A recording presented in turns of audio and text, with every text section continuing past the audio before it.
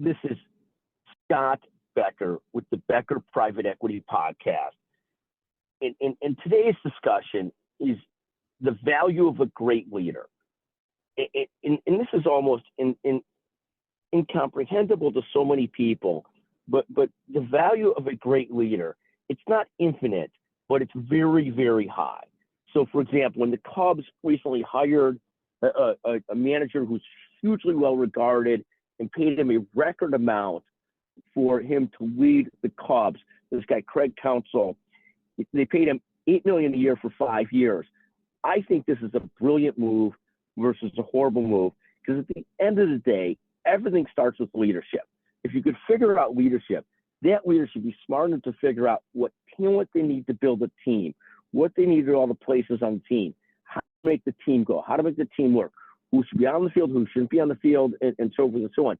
And this is really true of any organization. When I look at leadership, the most important job of the CEO is getting great leaders in place for all the other positions that have to run the organization.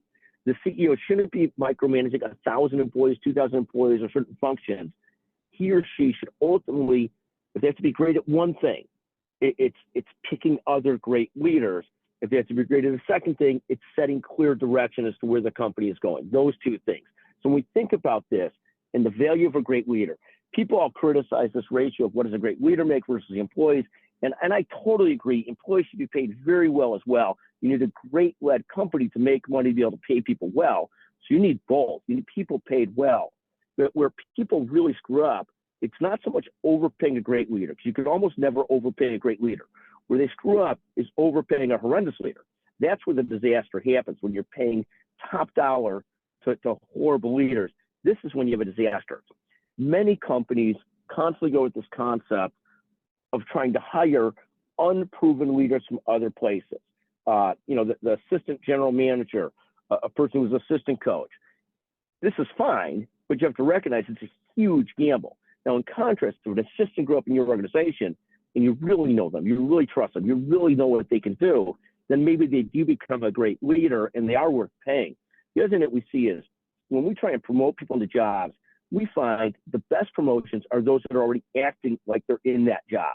So people at a law firm, they already act like they're a partner. They take responsibility. They're responsible for things. They make great decisions. Like when they become promoted to partners, of course they were promoted. Those are the promotions we like to see. In any event, this is partly the discussion today, the value of a great leader. Jess Cole, CEO of Becker's Healthcare, became a leader, became president, then CEO. And people might say, well, she was a young person. She wasn't proven as a leader, but she was proven as a leader. She completely took over the organization at a very young age, and she was acting like CEO before she was named CEO. So that's a great, great hire, and the value of her is infinite. In any event, thank you for listening to the Becker Private Equity Podcast on the value of a leader, one of my favorite topics. You can't pay a great leader enough, but you can mess up by paying a horrible leader a lot of money too. That's where the criticism really deserves to go. In any event, thank you for listening to the Becker Private Equity Podcast, and thank you to our producer, Chanel Bunger, the best in the business. Love working with Chanel. Thank you so much for joining us today.